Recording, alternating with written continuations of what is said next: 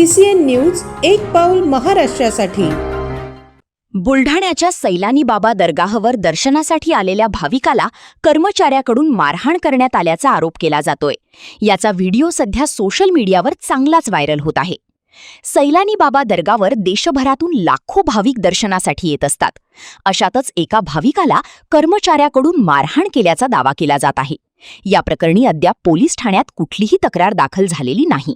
मात्र भाविकांच्या सुरक्षिततेच्या दृष्टिकोनातून पोलिसांनी तपास करून कारवाई करण्याची मागणी भाविकांकडून केली जात आहे।